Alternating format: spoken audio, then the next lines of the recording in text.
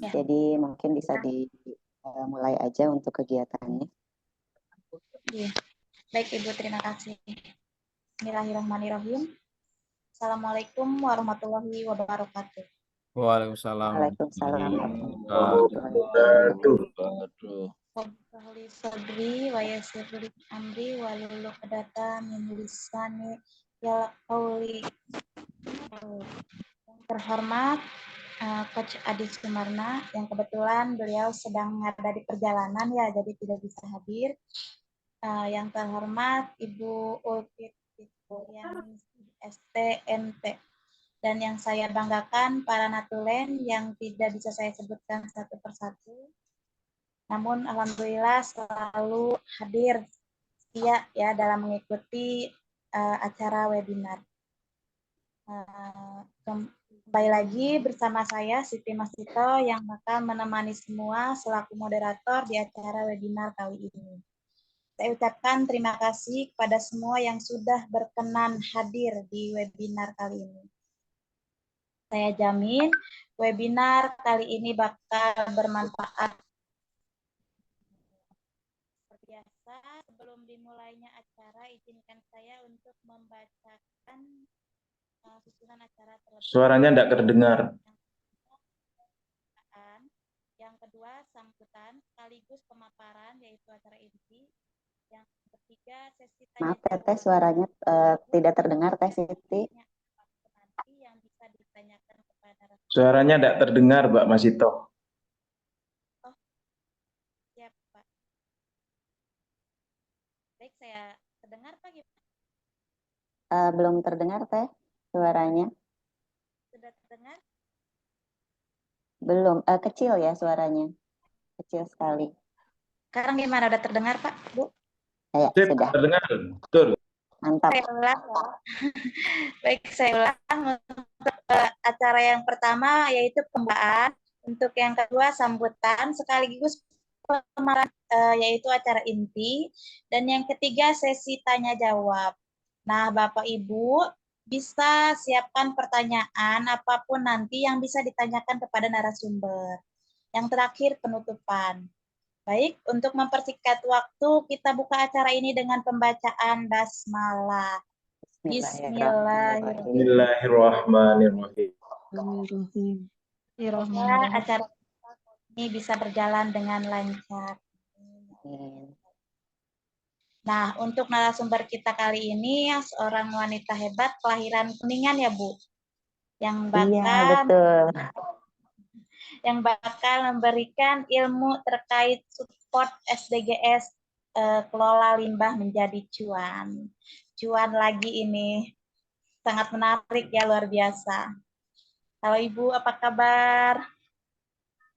Alhamdulillah baik Ibu. Semua kabar baik semua ya semoga hari ini. Nah, luar biasa ya Bu, semangat untuk hari ini bersedekah ilmu buat kita semua. Dengan judul itu ya, apa? Support SDGs kelola limbah menjadi cuan. Ya, bagi Bapak Ibu Natulen, untuk kenyamanan kita bersama, mohon untuk mematikan mikrofon terlebih dahulu selama narasumber kita memaparkan materinya. Baik saya dan mungkin Bapak Ibu juga sudah nggak sabar bagaimana mengelola SDGs limbah menjadi cuan, maka saya persilakan untuk Ibu Upi. Silakan Ibu. Baik, terima kasih banyak ya Mbak atas kesempatannya nih hari ini. Alhamdulillah bisa ketemu teman-teman yang luar biasa, semangat walaupun ada di jam kritis ya. Iya, Masya ada Allah. Di jam kritis nih biasanya. Ini puasanya lagi diuji ya, kalau di sini sih di Jakarta lagi panas banget nih. Walaupun tadi pagi sempat hujan, tapi hari ini cukup lumayan panas. Jadi walaupun kondisinya siang, jam-jam ngantuk ya, kemudian cuaca juga panas di luar, tetap tidak mengurangi semangat teman-teman untuk belajar sama-sama di sini ya. Mohon izin Teteh Sarstin, boleh Teteh? Boleh, Ibu. Boleh ya, mohon izin sebentar.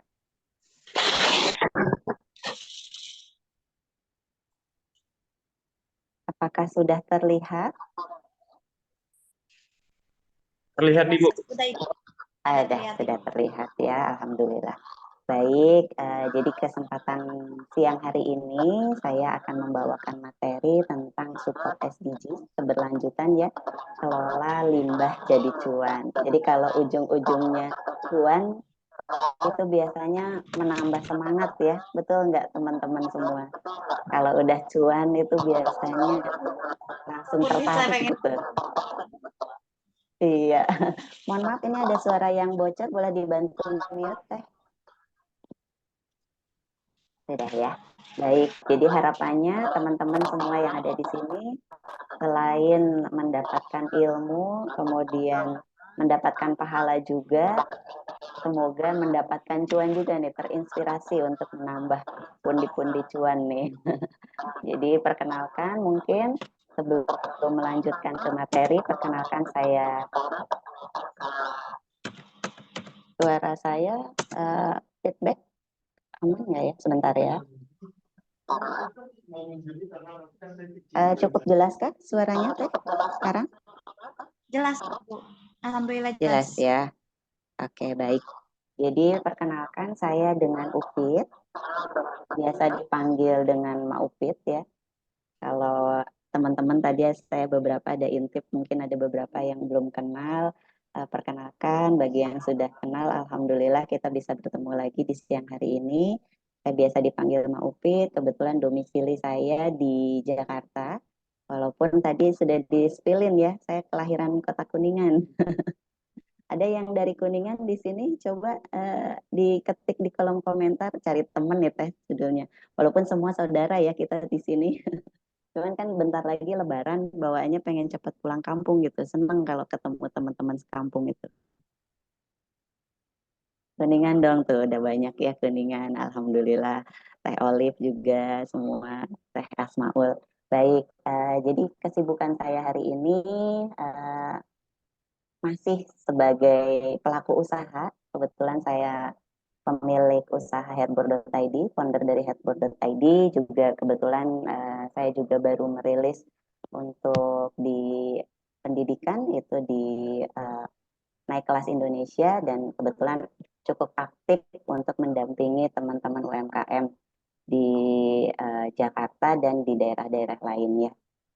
Di sini ada nomor telepon saya, kemudian ada barcode juga, bisa di-scan barcode, di situ ada kontak saya. Ada Instagram juga, Maupit, boleh di-follow, mungkin yang belum follow, karena biasanya Ma juga suka sharing-sharing sedikit tips-tips buat teman-teman para pelaku usaha ya. Mungkin kita saling berbagi di sana. Nah, demikian perkenalan saya. Mungkin selanjutnya uh, langsung masuk aja nih ke materi, di mana di siang hari ini saya ingin membantu mengingatkan ya. Jadi kalau nyentil itu kasar ya teh ya. Kalau ini kita mengingatkan kepada teman-teman bahwa uh, kita itu harus peduli tentang lingkungan.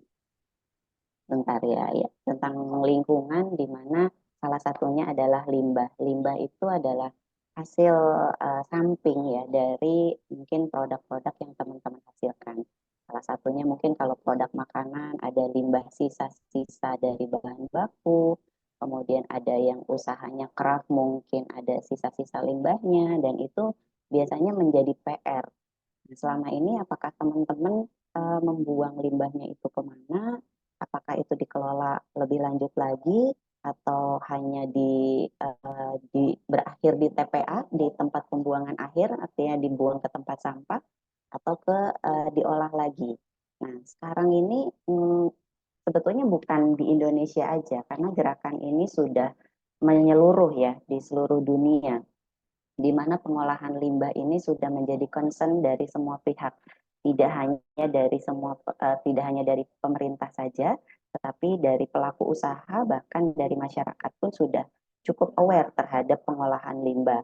Mungkin teman-teman bisa lihat sekarang banyak sekali konten-konten atau mungkin informasi atau apapun di media sosial atau secara offline gitu ya, kayak mungkin selebaran atau apa, itu tempat sampah sudah mulai dibagi dari mulai yang organik, anorganik dan lain sebagainya, itu sudah mulai.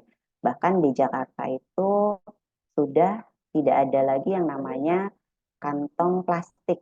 Ya, kantong plastik itu sudah ditiadakan. Jadi kalau mau belanja pastinya teman-teman sudah harus bawa kantong belanja sendiri gitu. Itu karena bentuk dari kepedulian atau bentuk tanggung jawab dari pemerintah juga kita masyarakat sebagai ini ya, penjaga bumi nih yang menikmati bumi yang pada saat ini, dan harapannya bumi ini akan tetap sehat untuk generasi kita seterusnya, yaitu anak cucu kita.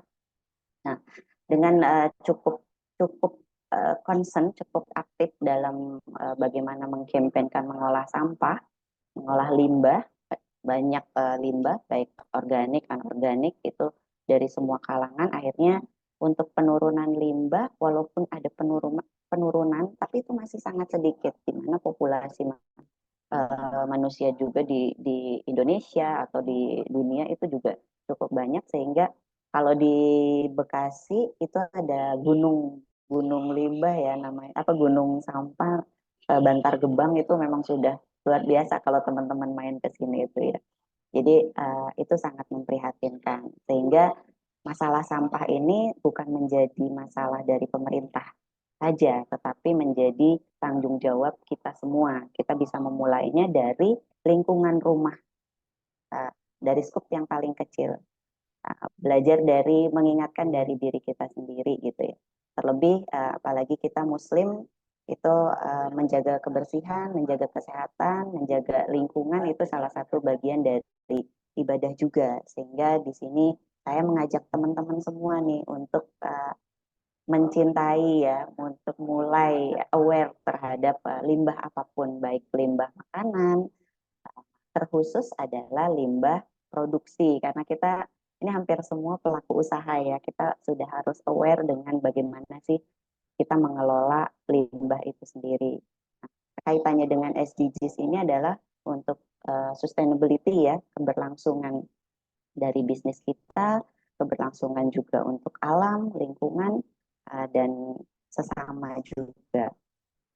Nah, jadi ini menjadikan bahwa kita kalau kita dalam berusaha sudah mengelola limbah kita dengan baik, itu kita sudah menerapkan pada SDGs poin 12, di mana yang isinya adalah produksi dan konsumsi yang bertanggung jawab. Kalau dulu zaman saya kecil itu ya Teh, kalau mau makan ambil secukupnya. Kalau nyisa tuh ada nasi-nasi gitu ya, itu harus diambil, harus dipungut gitu, harus dimakan sampai habis, tidak boleh menyisakan uh, sebutir nasi gitu.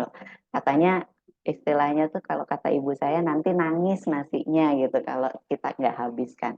Tapi sekarang ini kadang saya suka prihatin gitu melihat perilaku masyarakat yang kalau mengambil makanan itu tidak dihabiskan gitu ya, masih berserakan mungkin di piring makannya atau di mana gitu. Jadi itu sangat memprihatinkan. Padahal untuk menjadi sebuah nasi, para petani itu mempunyai perjalanan yang cukup panjang, dari mulai mencangkul, menanam, dan sampai sampai ada di rumah kita, itu perjalanannya cukup panjang. Sehingga harapannya nih teman-teman di sini semua lebih aware nih terhadap limbah hal yang paling kecil, yaitu dari makanan kita konsumsi. Kemudian selanjutnya juga dalam memilah, kadang-kadang saya pun juga di lingkungan lingkungan saya pribadi pun masih menemukan gitu ya, dalam limbah itu, limbah makanan, limbah plastik, limbah semua itu masih digabung di dalam satu kantong plastik gitu ya, kantong kantong apa ya, kantong sampah, kemudian kita buang ke tempat sampah tanpa kita pilah. Padahal di sana ada sampah-sampah yang sebetulnya ada sampah organik, ada sampah anorganik, ada yang kita bisa daur ulang, dan itu kita digabung. Nah, dengan kita memilah sampah itu kita juga beribadah juga nih, membantu teman-teman yang memang mempunyai tugas atau pekerjaan dalam mengelola sampah. Jadi sampahnya sudah terpilah sehingga mereka mempermudah pekerjaannya.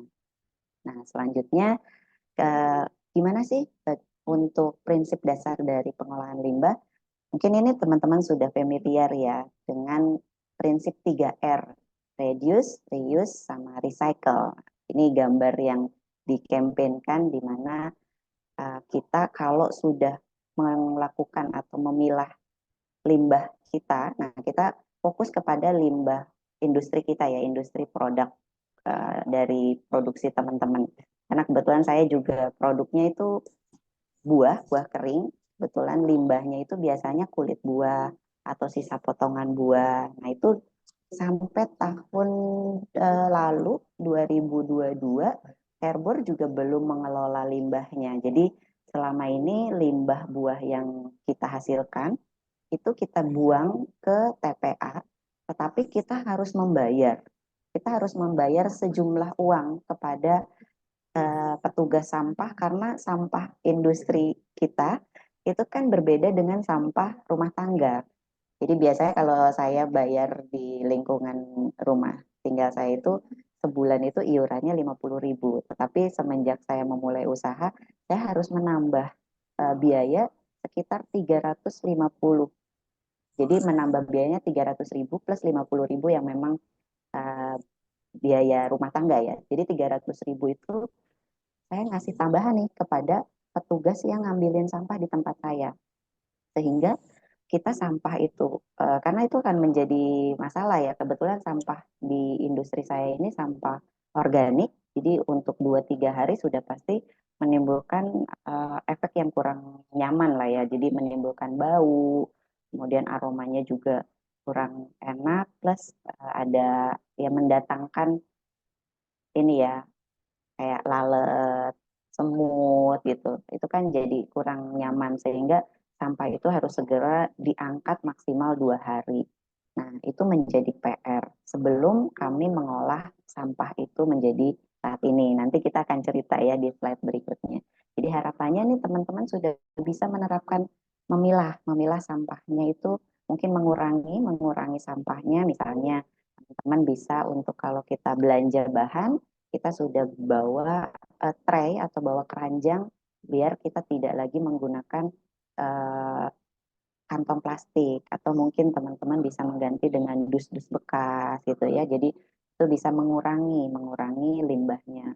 Kemudian juga kalau misalnya ada bahan baku yang memang atau limbah itu bisa kita gunakan ulang, misalnya botol-botol atau yang biasanya sekali pakai buang itu teman-teman bisa didaur ulang kembali atau digunakan kembali ya, di reuse, dicuci, dibersihkan, disterilkan, kemudian bisa dicuci kembali. Misalnya kalau di kami itu kertas, biasanya kertas apa tuh? Kertas yang buat baking itu biasanya kita kalau dulu sekali pakai kita buang. Nah, setelah kita uh, concern gitu ya, kita kelola limbahnya. Jadi kita untuk kertas yang biasa untuk bag itu biasa kita bersihkan. Kita bersihkan, kemudian kita bisa gunakan kembali. Yang pasti kita sterilkan agar pada saat penggunaan itu tidak mempengaruhi produk-produk hasil akhir dari produk kita. Kemudian di recycle. Nah, di recycle ini mungkin seperti botol-botol yang sekiranya misalnya tutup botol yang itu bisa didaur ulang. Bahkan kantong kresek pun sebetulnya itu bisa didaur ulang kalau dalam kuantiti yang cukup banyak atau berada di tangan yang tepat. Sebetulnya organik juga bisa, misalnya minyak goreng bekas ya, misalnya ada makanan di sini ada yang usahanya minyak gitu, ada dua kali penggorengan saya udah nggak pakai minyaknya dikemanain, nah itu bisa diolah kembali bisa disaring kembali atau di kalau kita kebetulan saya dari teknik kimia ya dulu sekolahnya, jadi dalam mengelola atau mengolah mendaur ulang itu lumayan cukup familiar gitu ya dalam mengelola itu. Nah, itu nanti bisa jadi produk turunan lagi. Jadi itu bisa namanya di recycle. Jadi kita menerapkan dengan 3R ini. Nah, jika usaha kita sudah mendukung 3R ini, kita sudah menerapkan, kita artinya kita sudah mendukung SDGs poin 13, di mana tindakan-tindakan itu salah satunya membantu untuk perubahan iklim. Di mana kalau untuk limbahnya berkurang, sehingga kan mungkin pengurangan limbah itu bisa mengurangi yang namanya pemanasan global. Kemudian misalnya kita buang sampahnya keluar atau semoga tidak ada ya, tapi biasanya saya masih suka menemukan yang membuang limbahnya ke sungai gitu kan, itu bisa mempengaruhi ekosistem ya, ekosistem perairan. Diharapkan itu tidak lagi dilakukan. Jadi kita mulai dari bisnis kita sendiri, dari silker terkecil. Selanjutnya, uh, selanjutnya ini adalah bagaimana sih untuk pengolahan limbah. Pengolahan limbah itu kita bisa optimalkan dengan ini ya, menggunakan atau melibatkan teknologi. Teknologi dari masing-masing limbahnya teman-teman. Tergantung nih limbahnya limbah apa. Kalau kebetulan dari Hairbor kita memanfaatkan proses aerob ya. Jadi kita membuat limbah kita menjadi ekoenzim. Kita kalau teman-teman di sini mungkin masih bingung caranya seperti apa, tahapannya teman-teman bisa sekarang sudah ada media Google ya, teman-teman bisa cari jurnal-jurnal pengolahan limbah dari limbah yang teman-teman hasilkan. Atau teman-teman juga bisa bekerja sama dengan universitas-universitas yang ada di lokasi teman-teman. Biasanya mereka, dan sekarang ini dari semua jurusan, kebetulan saya juga cukup aktif di universitas, memang sekarang ini untuk sustainability, untuk SDGs ini sudah dijadikan sebagai mata kuliah wajib.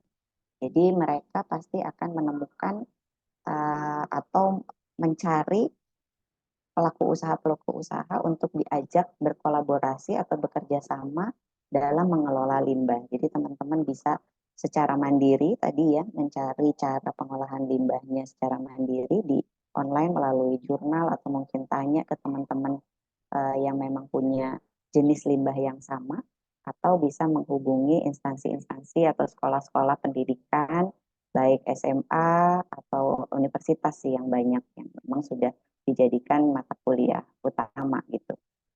Nah ini kalau teman-teman sudah melakukan itu artinya teman-teman sudah mensupport kepada SDGs poin 9 di mana industri yang teman-teman lakukan, produksi yang teman-teman lakukan itu menggunakan industri inovasi dan infrastruktur yang ini adanya di poin 9 ya, SDGs poin 9. Jadi kalau teman-teman punya company profile, nah itu teman-teman bisa cantumkan nih SDGs poin 9. Yang tadi ada SDGs poin 13. Kalau teman-teman memang di bisnisnya sudah melakukan itu, boleh mengklaim atau mencantumkan di dalam company profile-nya dengan support SDGs poin berapa sesuai dengan yang teman-teman lakukan gitu. Nah, kemudian selain itu pengelolaan limbah itu bisa menjadi nilai tambah nih bagi bisnisnya teman-teman, di mana bisa mengurangi ya, bisa mengefisiensikan biaya. Misalnya tadi ada yang reuse gitu ya, dan mungkin tadinya kita belanja 100 pack gitu, tapi ternyata ada yang di reuse sebesar 50%, artinya biaya yang biasa kita keluarkan sebanyak 100 ribu misalnya, karena ada 50 ribu yang kita reuse, sehingga itu akan menghemat, memangkas biaya sekitar 50%.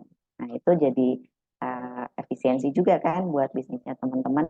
Selain itu juga, apalagi kalau ternyata limbahnya itu diolah menjadi produk turunan.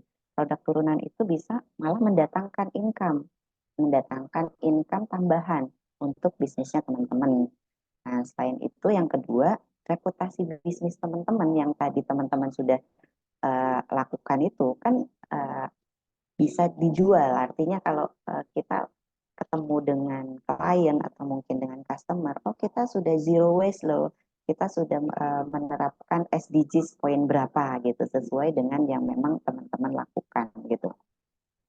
Kemudian kalau misalnya teman-teman sudah menerapkan efisiensi itu juga mendukung SDGs poin 8, di mana pekerjaan layak dan pertumbuhan ekonomi.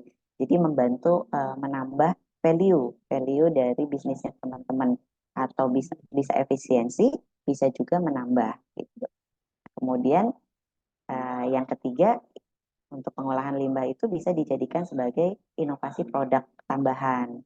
Inovasi misalnya jadi ada produk tambahan baru. Nah, seperti kami nih di Herbor.id juga akhirnya kita punya produk baru hasil olahan limbah. Nanti kita akan bahas ya di slide berikutnya.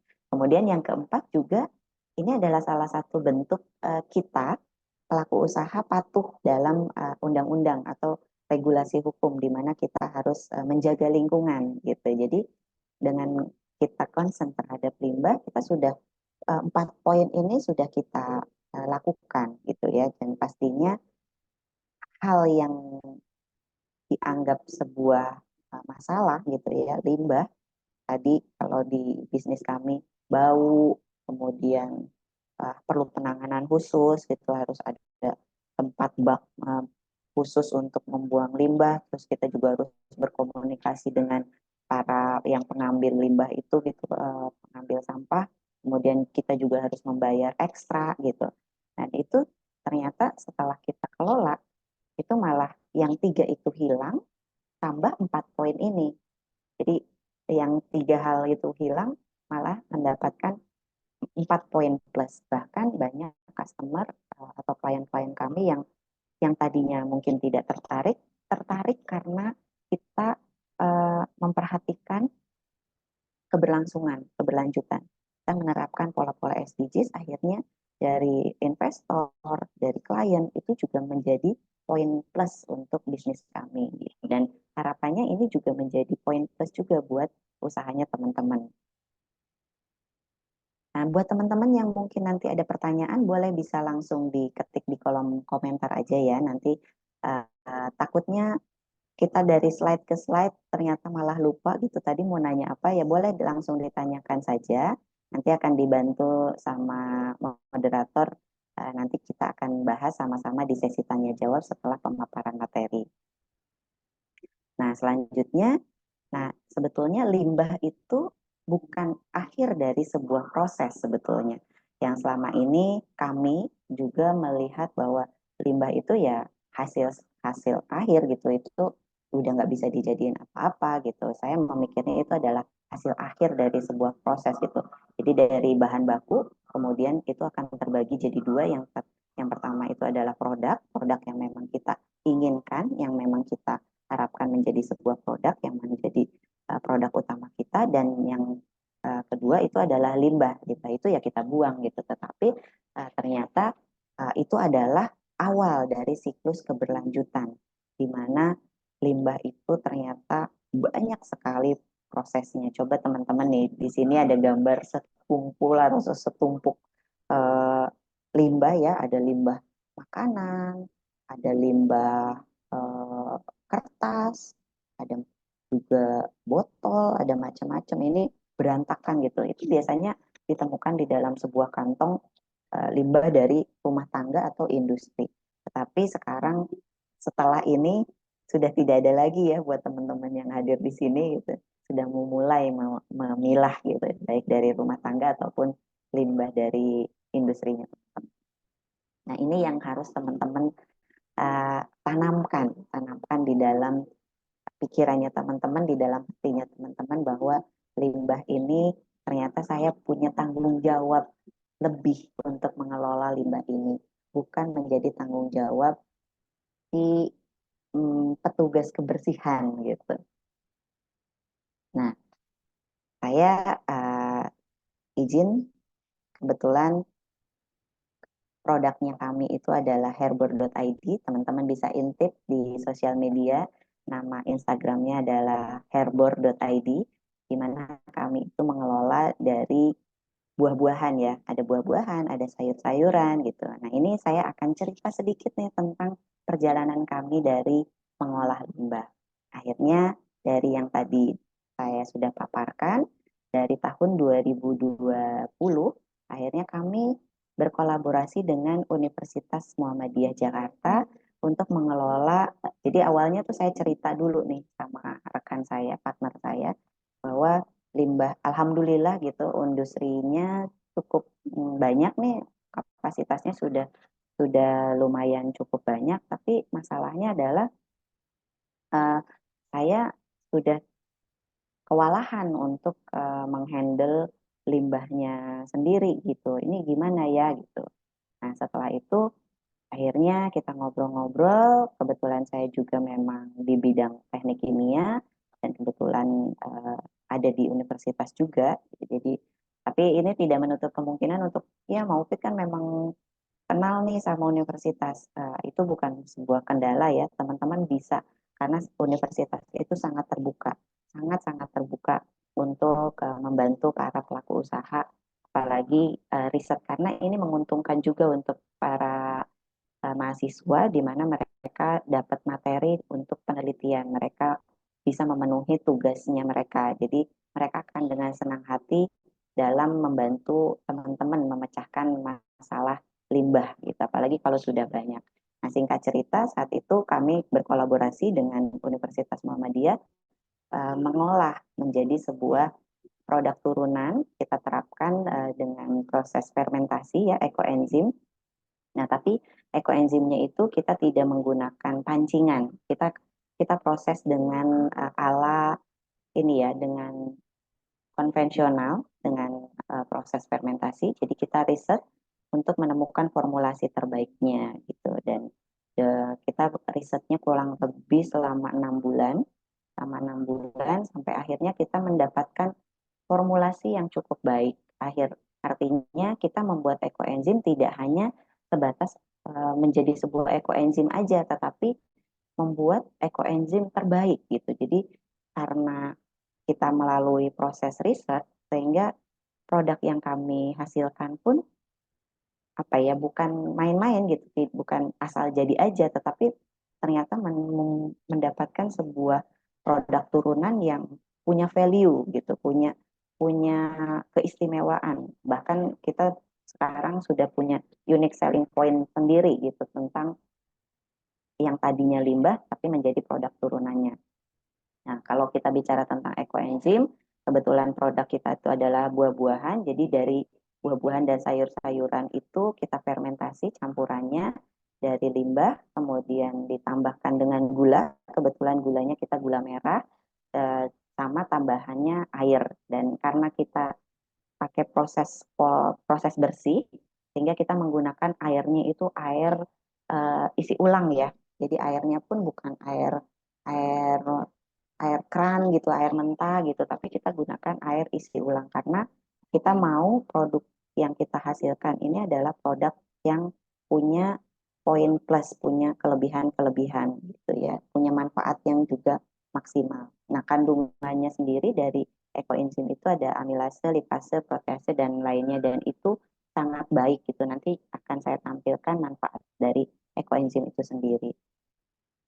Nah, manfaat ekoenzim itu uh, karena kebetulan kami dari Herbor.id ini bekerja sama dengan para petani, hasil panen pertama kita berikan kepada para petani. Ini bermanfaat untuk para petani ini mengurangi penggunaan dari pupuk organik atau pupuk kimia gitu ya, pupuk pestisidanya. Jadi kita berikan hasil limbah itu, ekoenzim itu untuk dijadikan sebagai pupuk karena kita sudah riset dan ekoenzim kami sudah kita patenkan ya, sudah kami patenkan di HAKI juga hak cipta dalam formulanya. Jadi kita sudah menemukan cara formula, kita juga sedang menulis bukunya yang nanti akan kami cetak gitu, dan itu pastinya akan jadi tambah cuan lagi ya dari hasil penjualan buku gitu, dari jualan modul gitu. Padahal itu hal yang tidak terpikirkan oleh kami. Kemudian bisa juga dimanfaatkan untuk kami, para karyawan atau lingkungan sekitar industri kami berikan secara cuma-cuma, itu bisa dimanfaatkan untuk membantu dalam mengurangi penggunaan sabun-sabunan gitu ya, apalagi buat teman-teman yang mungkin punya alergi gitu ya, tangannya itu nggak bisa nih, nggak tahan sama sabun gitu. Nah, itu bisa menggunakan ekoenzim. Kemudian bisa juga untuk membersihkan air, bisa juga untuk pengendalian hama. Karena ekoenzim itu juga salah satu yang dimusuhi oleh nyamuk, lalat, semut, itu mereka nggak suka karena antibakterialnya cukup tinggi gitu. Nah, itu manfaatnya. Saya intipin nih cara bikinnya. Mungkin buat teman-teman ini bisa dimanfaatkan. Ini sudah kami uji oleh mahasiswa Universitas Muhammadiyah Jakarta, dari anak teknik kimia S1, juga ada teknik kimia S2 juga terlibat di sana. Jadi memang ini sudah hasil riset di mana teman-teman bisa mengaplikasikannya atau menerapkan nanti di lingkungan teman-teman sendiri dengan formulasinya. Ini adalah bisa diganti mungkin sayuran atau kulit buah juga, kan pasti suka makan buah ya, limbahnya dikemanain gitu. Nah ini bisa formulasinya itu cukup sederhana, yaitu 3 bagian kulit buah ditambah gula aren. Yang terbaik itu memang gula aren. Walaupun sayang ya, kayaknya biasa gula aren bisa buat bikin kolak, buat bikin kopi, bikin kue gitu. Nah ini kok buat limbah gitu. Tapi kalau sudah diolah ini punya value yang cukup tinggi juga. Kemudian ada 10 bagian air. Kalau kami di industri kami gunakan air isi ulang ya, air galonan, bukan air bermerek sih, tapi air isi ulang gitu. Dan itu cukup cukup baik dari hasil ujinya. Nanti itu difermentasi selama 3 bulan. Nanti akan dihasilkan ekoenzim. Ini tidak perlu ditambahkan kolase, molase, ditambahkan lagi campuran atau pancingan, itu tidak perlu. Cukup formulasi 3+1+10. 3, 1, 10 ini sudah cukup baik gitu ya, dan ini sudah teruji gitu. Jadi teman-teman bisa nantinya digunakan untuk kepentingan internal dari teman-teman. Syukur-syukur teman-teman bisa jadi tambahan bisnisnya mungkin. Karena saya ketemu waktu itu pernah mengajar mengenai ini juga gitu.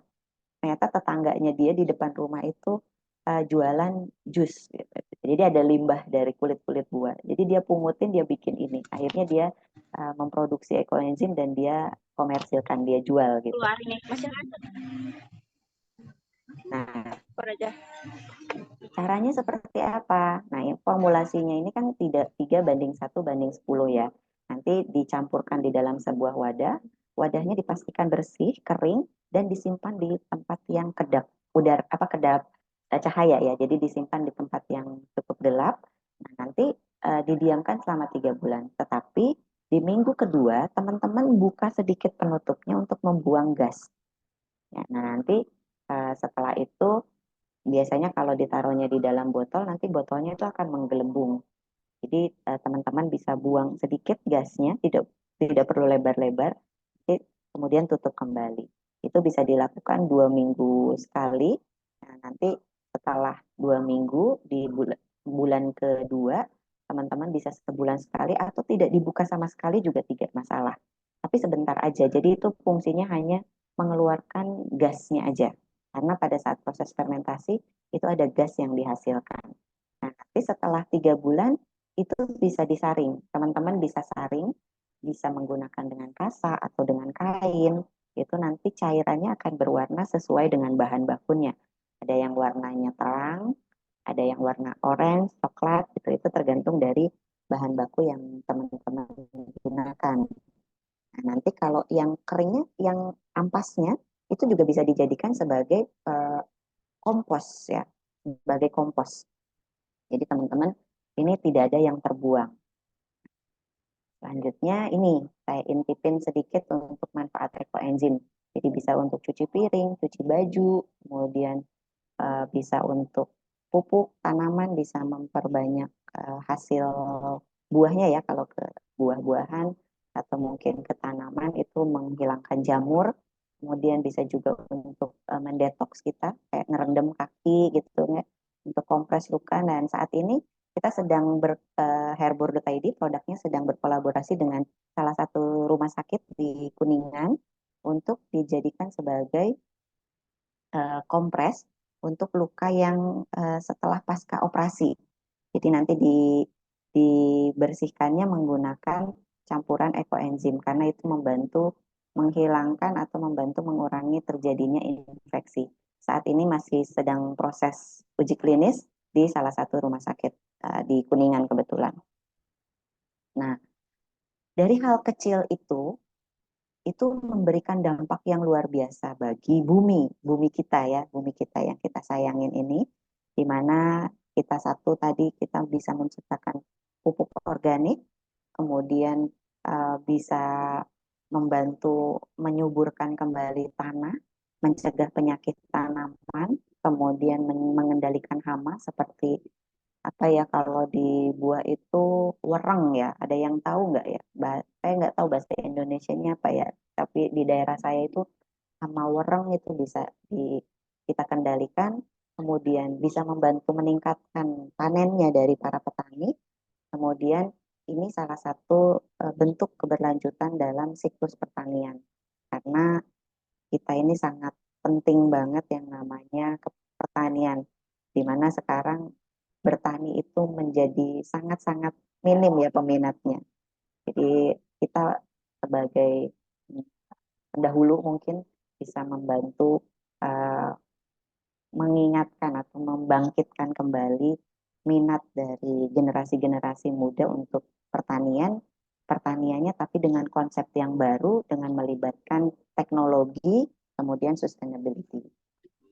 Nah, ini saya intipin nih sedikit mengenai peluang usahanya. Dari ekoenzim yang kami hasilkan, kami panen pertama itu sekitar 3 ton. 3 ton kami kemas menjadi 1 liter, botol 1 liter ya, jerigen 1 liter. Ini pasaran orang menjualnya 73.000. Jadi satu jerigen itu 73.000. Kami di panen pertama itu sekitar 3, 3, 3 kintal, maaf bukan 3 ton, 3 kintal ya. Artinya kami menghasilkan sekitar 300 botol. Di panen pertama kami bagikan kepada petani, mereka happy, mereka senang sekali gitu kan. Kemudian kami bagikan juga ke tetangga, ke sekitar kita berikan. Kemudian mereka sudah merasakan, panen kedua kita coba jual. Saat itu kami jual di marketplace ya. Nah ini kemasan yang kami hasilkan. Dan kami jadinya punya brand baru lagi namanya Herborcare. Nah, ini salah satu contoh produknya. Dan produk ini kami bawa bulan Desember lalu. Kami bawa ke pameran di JCC. Dan luar biasa ternyata banyak sekali pengunjung-pengunjung dari mancanegara, dari Amerika, dari Turki, dari Algeria itu sangat tertarik dengan produk ini. Dan mereka sangat-sangat ini ya, dan mereka membeli dan katanya mau menguji di daerahnya, dan itu ada kayak feedback, kita ada komunikasi lebih lanjut mengenai pengiriman atau kebutuhan ekoenzim gitu. Dan saya pernah mengajar di beberapa negara untuk menjelaskan seperti yang saya jelaskan kepada teman-teman. Yang terakhir kami presentasi di Zimbabwe itu untuk mempresentasikan gimana membantu mereka juga membuat atau mengolah limbah di daerah atau di negaranya mereka gitu. Jadi kita sebagai apa ya, saya tuh pengen mengajak teman-teman untuk aware gitu terhadap limbah, tidak hanya bukan limbah ini ya, tetapi limbah dari teman-teman yang teman-teman hasilkan dari industri, dan itu bisa menghasilkan cuan. Dan berapa yang sudah kami hasilkan ternyata ini ya teman-teman, kami menjualnya di Shopee. Kami rilis itu di bulan Januari. Di bulan Januari itu ternyata 100 botol terjual. Kami jual cukup murah karena ini bukan main produk kami, ini adalah hasil samping. Kita teman-teman ini dari satu botol ini HPP-nya itu di bawah 10.000. Artinya saya jual 35.000 itu cuannya udah tinggi banget, udah gede banget, udah berapa ratus persen gitu ya. Dan kita adakan lagi promo. Di sini ada diskon 21% nih, 27.000 satu botol, tapi manfaatnya luar biasa gitu, dampaknya luar biasa. Dan sampai sejauh ini rating kami masih 5 bintang 5, tidak ada yang memberikan nilai di bawah 5, artinya mereka cukup puas. Dan saat ini kami sedang mencoba berkolaborasi dengan salah satu produsen sabun, organik, yang memang untuk sabun apa ya, sabun yang tidak menggunakan bahan kimia berlebih, sehingga ini khusus untuk para masyarakat yang mungkin alergi terhadap sabun. Kadang kan cuci piring gitu tangannya jadi kasar atau bahkan melupas-lupas perih gitu. Nah, kita sedang menjajaki untuk berkolaborasi menjadi ekoenzim yang kami hasilkan ini sebagai bahan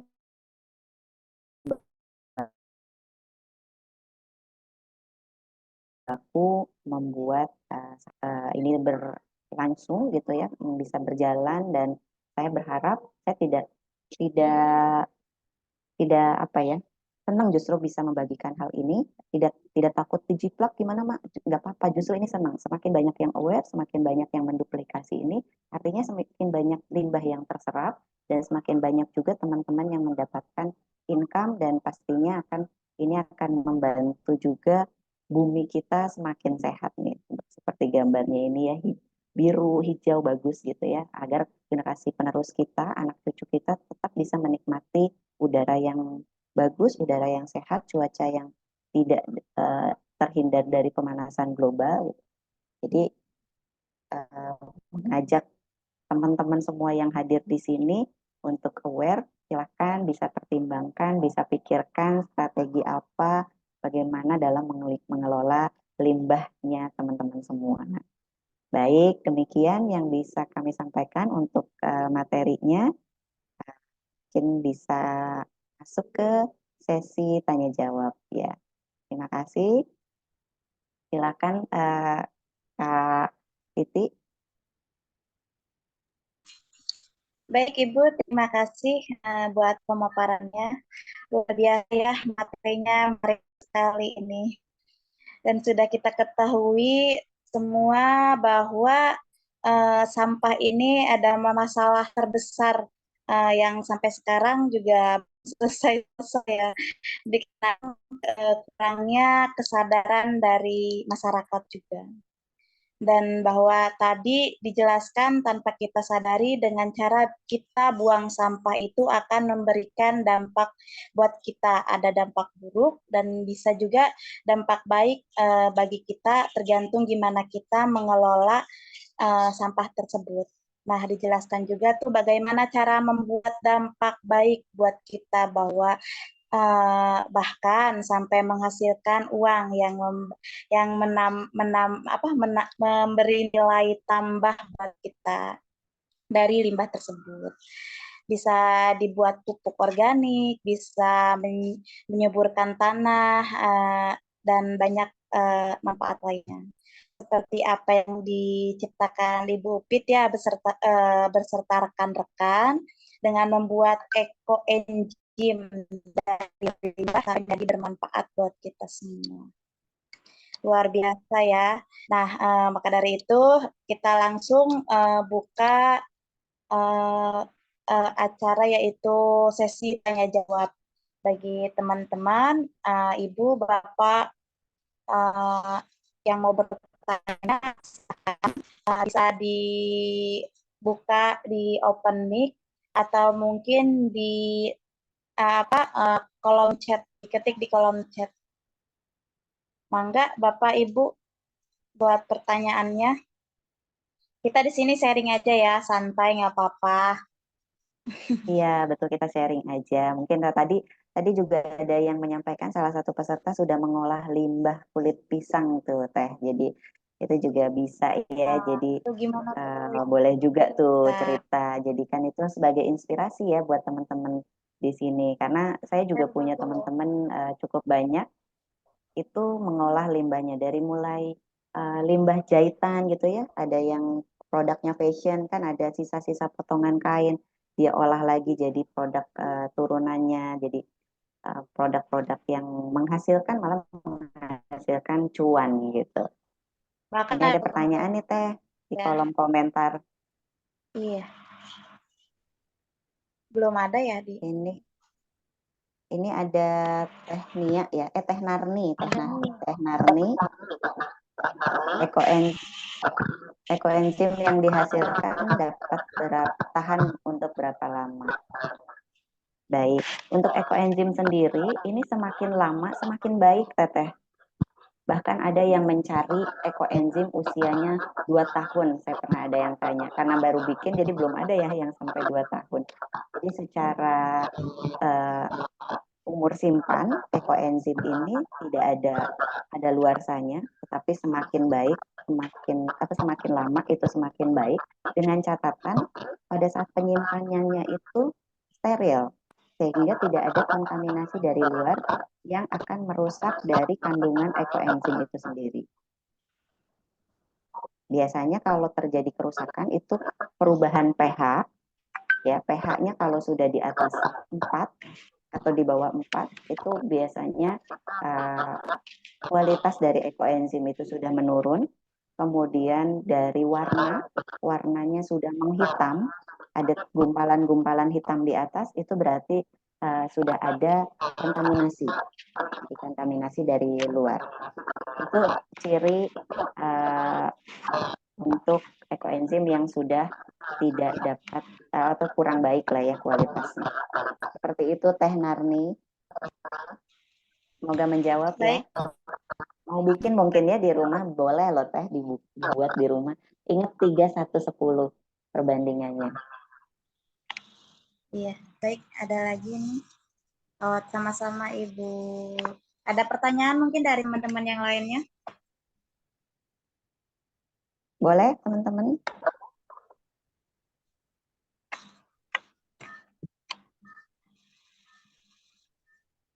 Gimana teman-teman, ada pertanyaan lagi? Kita di sini sharing aja santai. Boleh, boleh. Siapa ini? Boleh ya. Raise hand juga boleh. Boleh di open mic atau mungkin di kolom chat juga nggak apa-apa.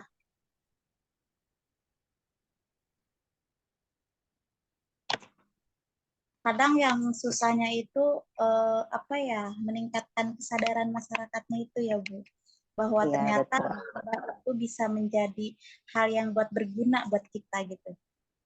Iya, betul. Tapi sekarang di sekolah-sekolah juga sudah mulai ya.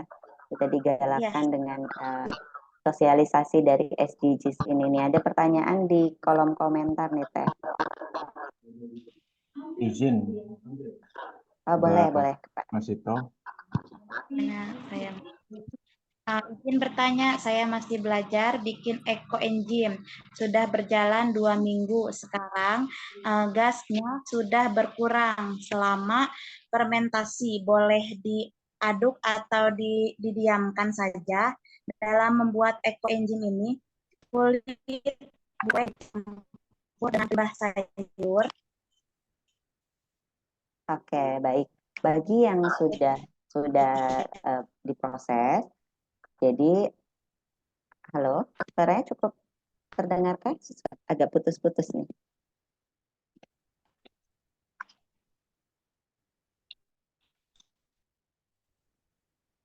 Kalau Ibu, Halo? Iya, suaranya terdengar, maaf. Terdengar Ibu, terdengar. Oke, baik, baik. Maaf tadi sempat lost connection nih. Jadi kalau untuk proses ekoenzim, jika memang semakin lama semakin berkurang gasnya ya. Nanti itu gasnya biasanya akan muncul paling banyak itu di pertama, fermentasi awal, di 1 minggu, 2 minggu, atau 1 bulan pertama. Nah, jadi teman-teman bisa buka sedikit-sedikit agar ekoenzimnya ini tetap baik ya, dan gasnya itu bisa keluar. Khawatirnya kalau tidak dibuka, nanti bisa meledak ya, atau mungkin meletus gitu kalau di botol gitu pecah. Jadi silahkan dibuka, tapi tidak perlu diaduk sebetulnya, diamkan saja. Itu dia pengadukan itu cukup pas di awal saja. Kalau yang kami lakukan dari riset kami itu tidak perlu diaduk.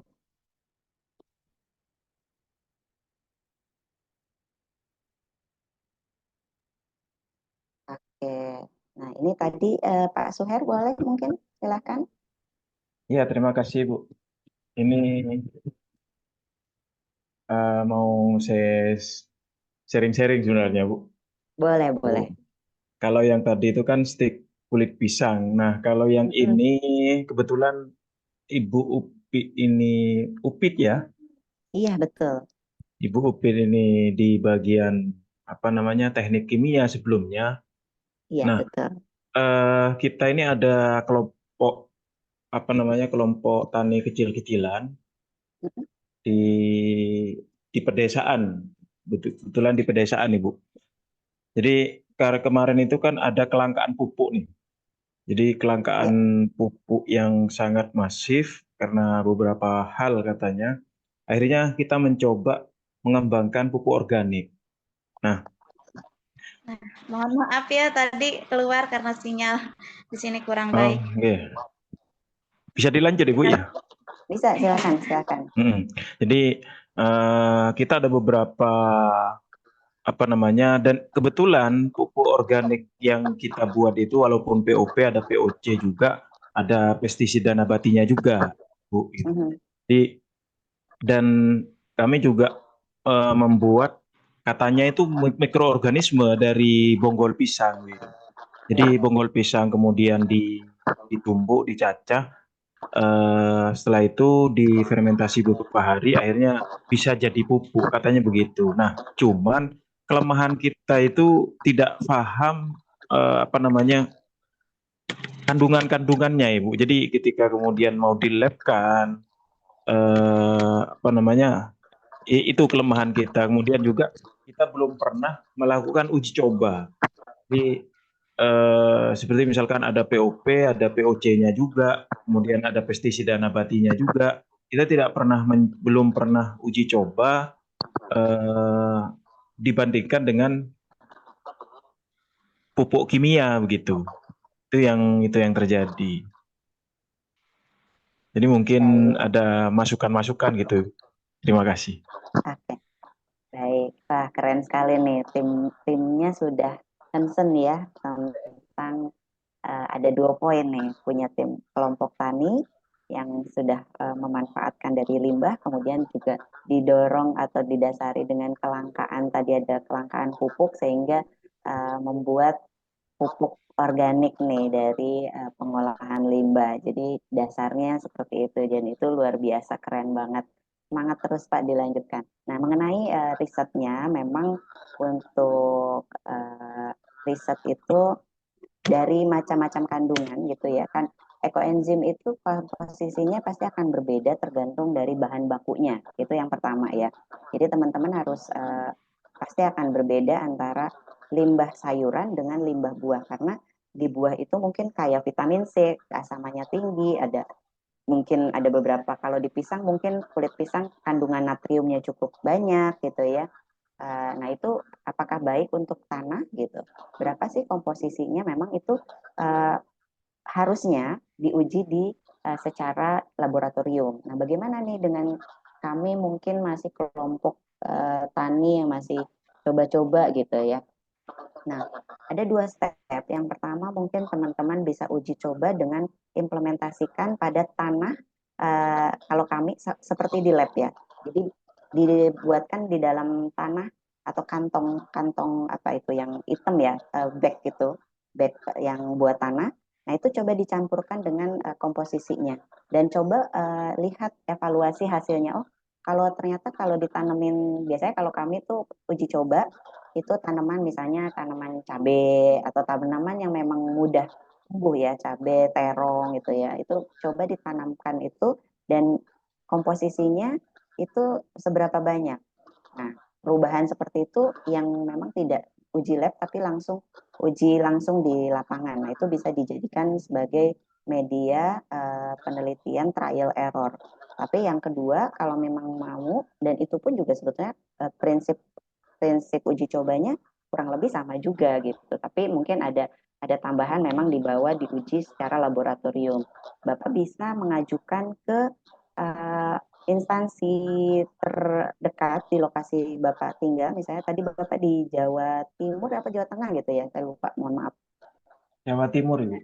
Jawa Timur ya, bisa Jawa mungkin Timur. ke universitas universitas yang memang ada jurusan pertanahan atau pertanian.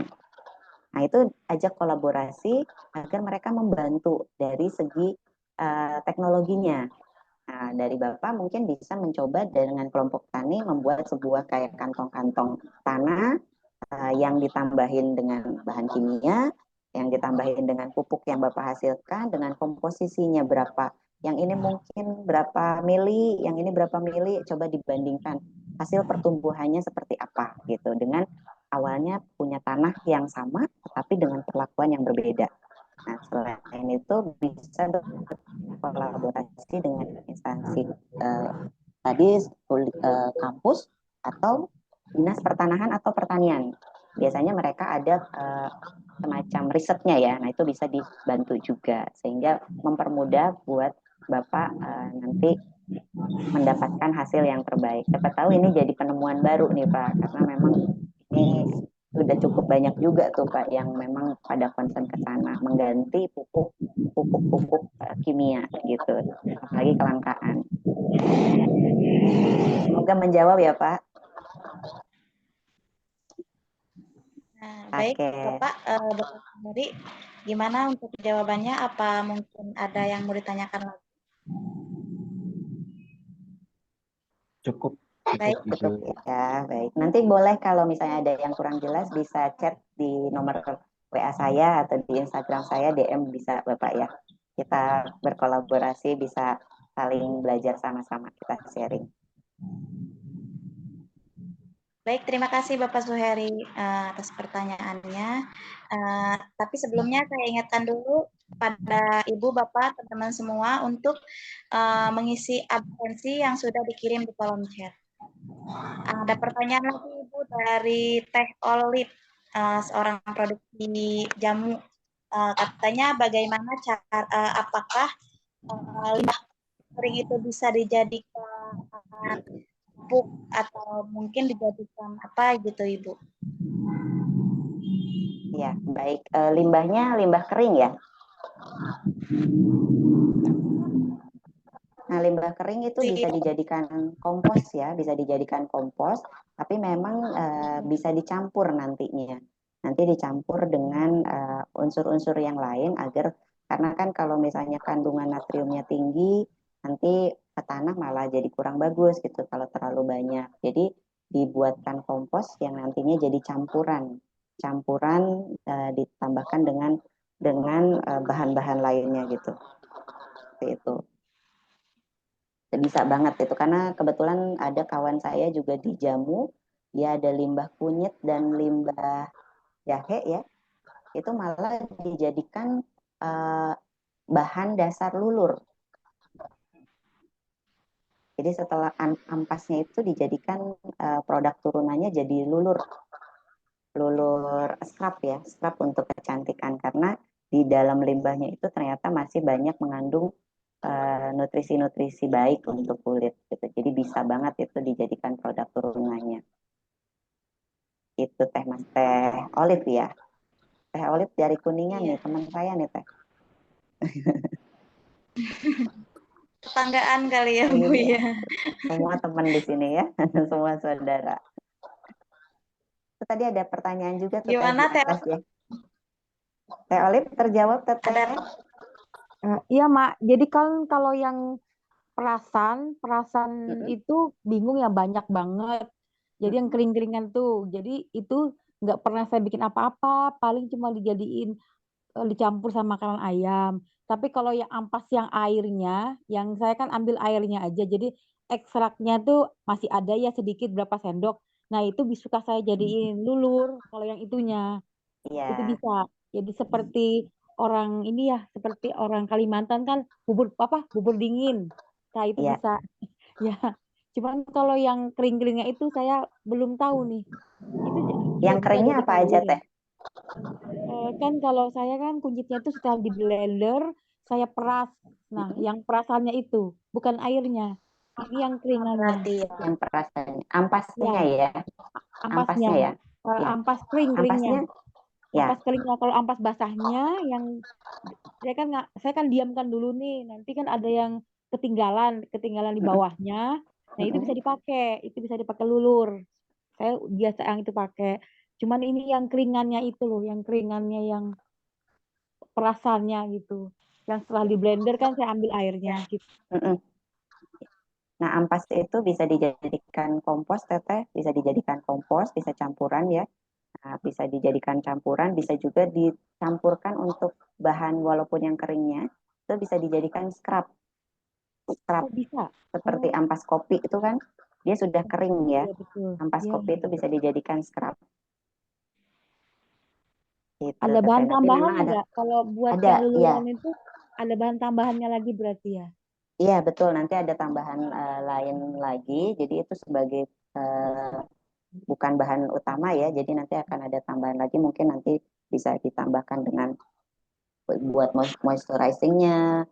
Bisa ditambahkan juga untuk yang pelembabnya. Jadi ada tambahan campuran-campuran lainnya Oh untuk iya, dijadikan produk turunan baru. benar, benar. Jadi Atau bisa buat menghasilkan cuan ya. masker gitu. Iya, Menghasilkan betul. cuan. Masker yang nanti harus diisikan lagi gitu. Jadi Teteh nanti produknya itu semuanya dari awal sampai akhir itu bisa mengklaim zero waste.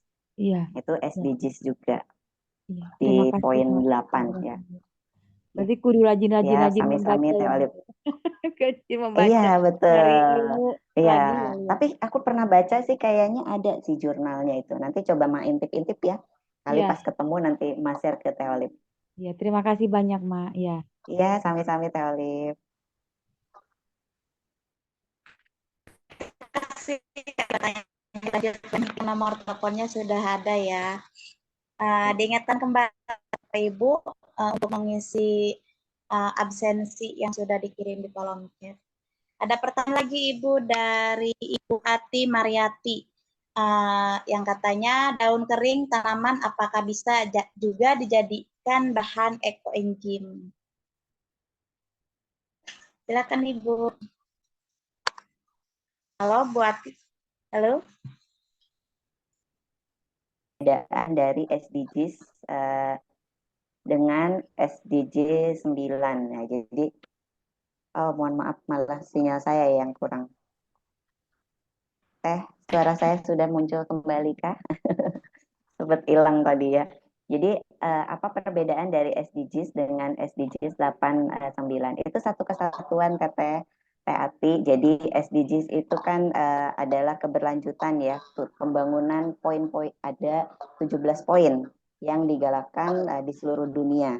Jadi poinnya itu ada dari 1 sampai 17 terkait dengan pemberantasan, kesetaraan gender, lingkungan gitu. Nah, yang poin 8, 9 itu memang lebih kepada lingkungan. Nah, jadi poin apa yang teman-teman di bisnisnya sudah lakukan itu bisa dilihat ininya goalsnya dari 17 poin itu yang menjawab di mana. Jadi ada 17 poin keberlanjutan, itu ada 17. Nah, poin yang memang teman-teman misalnya teman-teman di bisnisnya ada laki-laki dan perempuan. Nah, itu bisa masuk ke SDGs yang kesetaraan gender. Kesetaraan gender itu kalau nggak salah di poin 5 kalau nggak salah ya. Nanti tapi saya ya kalau nggak salah 5. Nah, kalau yang berhubungan dengan limbah itu ada di 8, 9, 13 gitu ya. Jadi memang harapannya sih 17 dari poin SDGs itu bisa kita maksimalkan. Semakin banyak poin SDGs itu diterapkan di bisnis kita, maka bisnis kita itu semakin banyak dilirik, semakin tinggi poinnya. Semakin, apalagi orang luar negeri ya, kalau misalnya di sini mungkin ada yang goalsnya pengen ekspor kemana gitu, di company profile begitu kita sudah menerapkan SDGs poin 1, poin 2, poin 3, poin berapa, nah itu semakin banyak tuh poinnya. Artinya sudah menerapkan prinsip-prinsip keberlanjutan. Seperti itu Teh Ati, semoga menjawab. Apakah terjawab Teh Ati? Halo Teh Ati. Baik, kita lanjut ke Sudah pertanyaan lainnya katanya. ya. Luar biasa ya, Boleh, sangat silakan. semangat sekali teman-teman semua. Di sini ada pertanyaan dari Teh Iin Sumarsini. Izin Mak, mau nanya, kalau limbah air cucian beras masih bisa dikelola, kalau sekarang bisanya air ditampung buat nyiram tanaman katanya Mak. Gimana tuh Mak? Betul, itu air limbah cucian beras itu kalau dulu saya waktu kecil suka diminum loh, air tajin ya. Ditambahin gula merah diminum, itu enak. Nutrisinya asal bukan cucian pertama ya. Nah, Beras cucian hancur kedua, jadinya ya. iya itu luar biasa, dan kandungan kandungan gulanya juga cukup tinggi ya. Kemudian ditambah gula lagi, tapi sehat sih. Dan memang bisa buat cucian piring juga bisa, dan bisa juga itu kan mengandung ada ini ya, ada kandungan dari, bisa saya pernah baca itu bisa dijadikan kayak apa sih yang suka cemilan itu, saya sampai lupa. Em, Nata de coco. Kalau nata de coco kan biasanya dari air ya. Nah, itu ternyata dari perasan beras juga bisa dijadikan bahan campuran juga. Tapi memang ada campuran bahan-bahan lain. Jadi itu juga bisa banget digunakan. Nah, kalau sekarang dipakai buat tanaman itu juga bagus. Gimana Ibu Iin? Duiin, Ya, Mak. iya. Biasanya kan saya kan produksi rajinang, jadi tiap hari pasti cucian beras banyak air Oke. cuciannya. Coba diendapin teh, ada endapannya nggak? Kalau diendapin suka ada yang putihnya itu mengendap. Ya, nah ada yang mengendap ya. Nah kalau Tapi sudah kalau diendap, udah agak sore kan biasanya bau ya. iya. Kalau enggak, itu Jadi gimana? kalau untuk cucian beras, Mm-mm. baik, cucian beras itu memang dia umurnya nggak lama ya, kalau tidak dikelola dengan baik, dia akan basi, dia akan apa ya, unsur gulanya itu sama kayak santan, dia akan rusak dengan sendirinya ya, jadi basi lah ya. Nah, kalau misalnya ibu mau olah, kalau memang endapannya cukup banyak, itu mungkin dicek jam berapa, dia mesti 2 jam atau 3 jam, itu bisa disaring, airnya bisa dibuang. Nah, endapannya itu bisa dijadikan sebetulnya jadi tepung itu, kalau banyak. Ya, bisa juga dipanaskan nanti airnya menguap, nanti tinggal dedeknya ya, kalau saya bilang tuh dedeknya. Nah, itu bisa jadikan pakan untuk ternak. Atau kita olah lagi untuk bahan makanan, hanya bikin kue-kue, snack-snack gitu. Itu karena ada kandungan berasnya, sebetulnya ada kandungan tepungnya.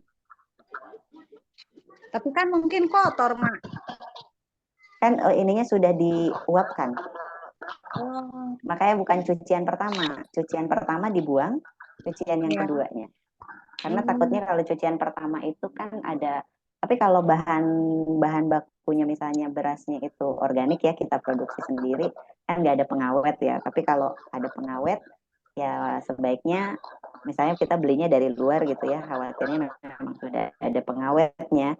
Nah, cucian pertama itu dibuang. Nah, itu yang mungkin bisa dijadikan untuk siram tanaman gitu ya, karena itu juga cukup baik walaupun dibuang ke tanah. Jadi dibuangnya itu ke tanah, itu bisa menyuburkan, menggemburkan tanah gitu. Tapi kalau masih ada endapannya itu bisa dikelola.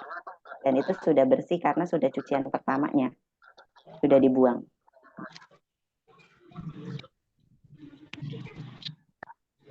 Mungkin kalau agak ragu bisa untuk pakan ternak teh. Oh, mohon. Iya, buat makan ayam gitu, mungkin kalau pelihara ayam.